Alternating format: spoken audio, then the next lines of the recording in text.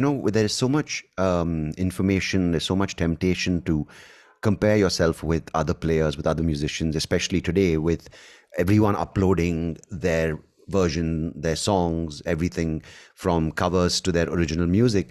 And there's this pressure to compete with your learning, right? You have to pick Right. up things quickly. And as a result, there are people who are offering coaching lessons and voice training and guitar lessons. And you have companies now with, I think, what's it called, like Sing Along or Musically or these things. And, as a result, it's very overwhelming for someone who's not able to pick up in the conventional form of practice, or for someone who's not able to deliver a song within 6 months of learning. And sometimes even that's the motivation. If you can do a song in 1 month, it's like yoga, right? And a lot of people are taking up yoga certification and they're like, I could do a headstand in 1 week. It's like, is that the point, right? And what I Mm. like about your approach is that you pick up you picked up the instrument, you spend time with it, there's familiarity, there's a bond, and you have your own approach to practice, which is not conventional. And over the course of time, you understand what the next step is, which is established by you for a certain reason, for a project or a song or a certain different direction you're taking the journey with the instrument on. And I like that because it gives you the clarity, or not clarity, but the relationship with that instrument, which is so personal, yet it's on your own journey with it, as opposed to a certain externally applied goal, which a lot of people get intimidated by, which eventually makes them give up on the instrument, which um, is sad, right? It's unfortunate that not everyone's able to, if they can afford the instrument, there should be a way of using that to get pleasure in some way. And Sure. especially now with so many different things, tools and resources, more people should be playing the instrument. And the reason I said I love your approach is because I feel, just like some people say a sport is so important for a child as they're growing up, I feel a musical instrument is such an important journey. And it could be a person who does 10,000 hours and plays for an orchestra, or it could be what you're saying, and everything should be okay. There shouldn't be one approach to it. And I think that's so good in the formative years, in the development of the brain, and what the sounds do to the human brain as the child is growing up. And I think it shouldn't be discounted because they can't play to a certain level, or they can't graduate a certain level of piano, and it Right. turns them, and I find Right. that a really encouraging way that you've approached the music that you are engaged in.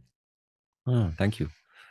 Yeah, I've been thinking about music a lot too, and one of the things that I find very fascinating for a while now, I've thought about this, is that do you notice that uh, although not many people are actually able to play music or can claim to be a musician or something like that, but like most people, like 99 out of 100 people I know appreciate music. Like they would have favorite songs and favorite pieces of music, some more than others, but almost everyone is moved by music in some way.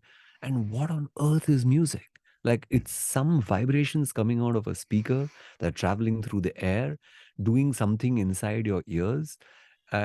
It's actually for a long time been quite a mystery, and even now continues somewhat to be, because when you talk about things like food and tasty food versus not tasty food, immediately the evolutionary biologist will come into the picture and find an evolutionary reason why you like something a lot and why you dislike something a lot, because it probably has something to do with your chances of survival. So you develop those tastes in evolutionary ways. But music has been a bit of a mystery, why it appeals to so many people, why it is so universal, and yet it's hard to trace evolutionarily what advantage really you get from being able to like music. Like, what is that really about? And I have a couple of books that I've been reading on the topic, and they are quite fascinating. But I think I've veered off topic, but there was something about what you're saying that made me think about is this. It's hard to actually play music because you have to really put in the time and tune your body and mind and what you're hearing to what you're actually able to do with your body and get that synchronization and listen and play at the same time. That stuff takes a lot of time and practice. But being able to appreciate it, that, babies are born with that, I think. No, this is absolutely, it fascinates me, right? Because when you play, like say something like even, and this is coming from an absolute novice at the instrument, right? But like say when I would I played the piano for quite a few years, and I played better than the guitar in my own way. But when I would get into this flow of playing whatever it could be, right? It wasn't a song. It was just the fingers moving along the keyboard in such a nice way. It gave me some pleasure. It gave me some kind of, as you said, the vibration, the connection, right? But of course, the moment my rational brain would kick in and say, "But this is not piano, man. This is not, you know, what do you call that? Elton John, Crocodile Rock." And then again, I would switch off and I say, "Okay, now we have to practice that song."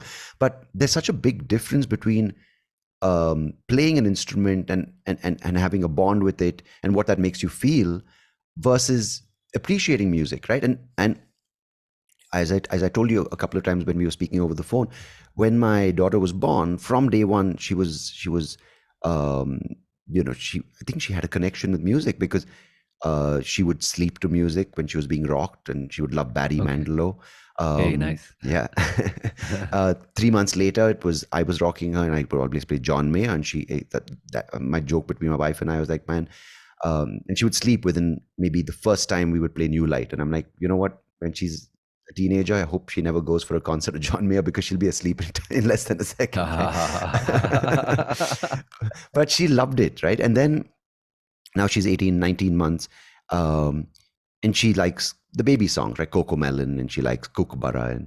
But it's literally like I played that new song by Sia and the Punjabi producer Has Has, and she loves just moving to the music, whether it's Baby Calm Down, whether it's the baby songs.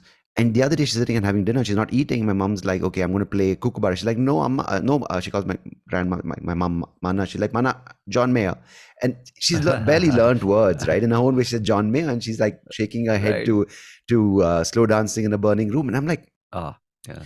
there's something to this.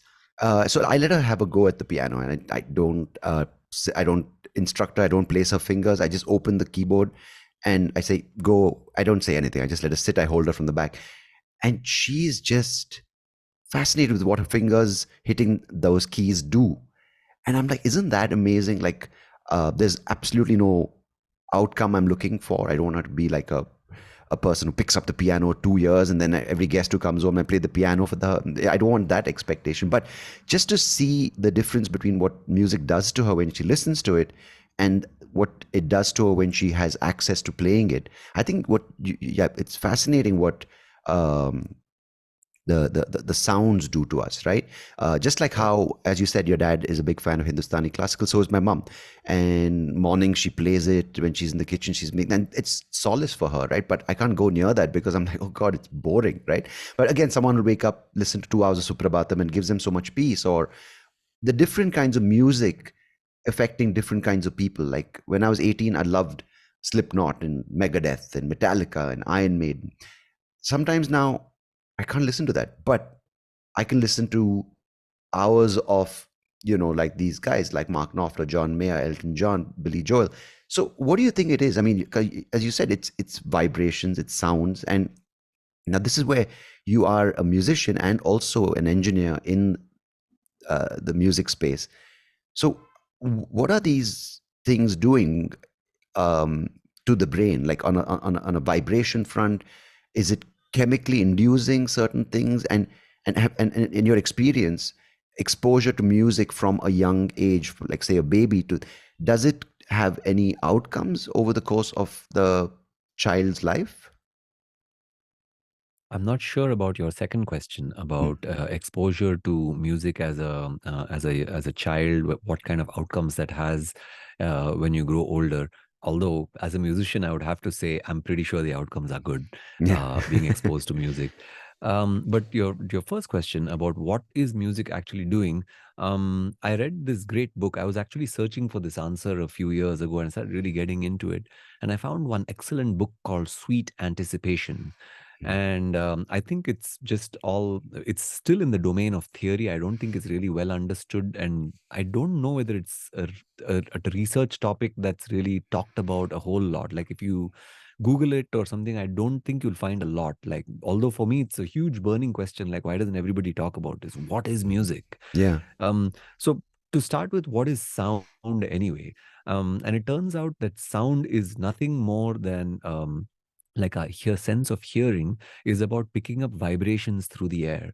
So whenever any object vibrates, it sets off the air around it to also vibrate in a certain way, and those vibrations come and they enter your ear, and then there's a sort of an electromechanical system in there that your eardrum vibrates and sets off your cochlea, and some of your nerves actually start sending signal which is for a certain frequency. They identify the nature of the vibrating air. But music is a very special kind of vibration. Like, it's apart from like what we're doing right now is we're vibrating these microphones. There's going to be some kind of a vibrating part in there, whether it's just a kind of a filament or a part of a capacitor. We're both using condenser mics, so it's going to be the plate of a capacitor. But that vibration actually in an electromagnet creates electricity, and at the other end, you again vibrate the drivers in your headphones, and those create the sound that enters your ear. So it's all vibration. But with music, why is it so interesting and why is it so well loved? Well, according to this book Sweet Anticipation, it's a really great combination of two things. And as a storyteller, you'll be interested in this, Sandeep. So, first of all, with something like rhythm, which is like rick, chak, chak, chak, tick, chak, chak, chak, you're giving something that is rhythmic, and you can identify the pattern of it. As a listener, to something, we look around the world around us, and we're trying to identify patterns. So this book goes into the evolutionary theory. He says, hey, you want an evolutionary biologist explanation for why music is so cool? Check this out. And this is Mm. what he says. He says that as humans evolved from primates and started living in more and more complex societies, it started becoming more and more important for us to not just react to what's going on right now, but anticipate what is about to happen in the next moment or in the next coming moments or in the future, etc. So, because that's the nature of human interaction in a society, right? Like, it's not just right now, but hey, that guy is giving me strange looks. I think something might happen tomorrow. I got to watch out for this person, that. So, the species starts to gets very future oriented, and it actually really pays off. Those that are able to actually see what's happening now and predict what happens in the future start to do well. And as a skill, we evolved to actually give ourselves a reward, and a dopaministic kind of a reward every time you make a good prediction. So, an example would be, just imagine you throw a dice, and as it's rolling, you predict what number it's going to be. And Yeah. then you say six, and it shows a six. Aren't you going to feel happy? Yeah. Something's going to happen, right? You get this little dopamine kick, like, yeah, I got it right before it happened. Now, shift that scenario and understand that if you agree that you're getting a dopamine kick every time you predict something correctly, just think about what's going on with music. There's a rhythm, like it's a, and as you hear this rhythm, you know when the next one is going to come. And when it comes, you get a little kick. It's like, hey, I got it. It's a pattern, and I'm identifying what this pattern is. It totally works. Mm. Now, that's fine. But after some time, there is something called boredom, which starts to kick in. Because if you just keep going click, click, click, click, then after a Mm. while, it's like, yeah, yeah, okay, I got it. So Yeah. then what happens is, if you start doing something interesting with the rhythm, so you go, you're still playing within the rhythm, like I'm hitting an upbeat instead of a downbeat or something. But what you're doing to a listener over there is you're playing games with their pattern recognition mind. The monkey mind is like, wait, what? Wait, oh yeah, okay, I got it. Hey, oh wait, what is that? Ah, got it. Now that's it.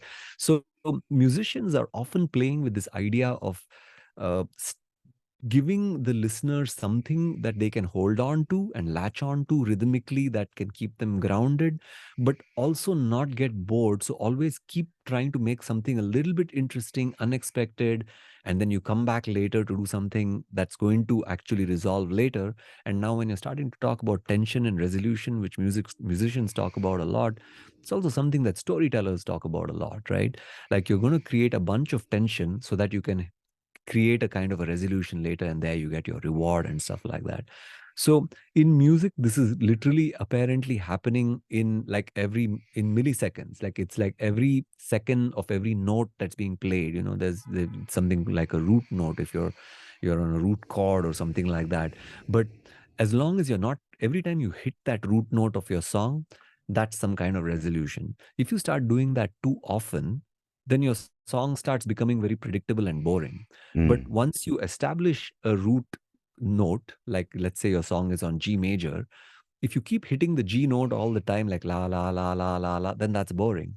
Yeah. But if you establish that as being the root and you play all around it and hit it not so often, you hit it only when you want to give your listener the reward of resolution. And you really play with how often you're doing it and how much tension you're holding with a major seven note instead of hitting the root or, with a minor or something like that. So I think this, whether musicians know it in these terms or not, according to that book, what you're doing is you're playing with your listeners expectation of what's about to happen. You're messing with it and then giving it a little bit later, so that they do kind of, you keep them on their toes but also give them lots of rewards for knowing that, oh, okay. And so classic example that I love to play with is, you've been working on some songs, so there's this whole thing of verse, chorus, the classic song structure, and then there's something called a bridge, which is usually after the first verse, first chorus, then the second verse and second chorus. Sort of a 101 song, a songwriter would say, okay, now it's time to go into the bridge. And in the bridge, what happens is it's your chance to do something different. Like, it's the verse is like where you tell your story. The chorus is where you create this sort of motif that keeps repeating and giving you a little bit of resolution. The bridge is where your story takes a turn. This is when the Joker escapes from jail and is like, oh wait, I thought they caught him or something. Yeah. And the now what happens? So you've gone into your bridge, and now you've created a world of indeterminacy in your listener's mind. Like, where are you going? And sometimes, you start going into some different, like, related chords, or even start putting in notes that were not part of the original thing. But the big trick in the bridge is you can do a lot of crazy and fun things, but how are you going to come back and hit that big chorus? Because you got to come back convincingly. You can't suddenly say, oh, now it's this chorus. You got to come back and bang that chorus so that, oh, I see, you went this big route to come back. And that's how you found musically your journey back to that big final third chorus that ends the song. um so it's about taking the person on a journey where they don't know what's happening, but at the end you bring them back home to what they do know. um yeah, that's, I think, the theory of music in 5 minutes.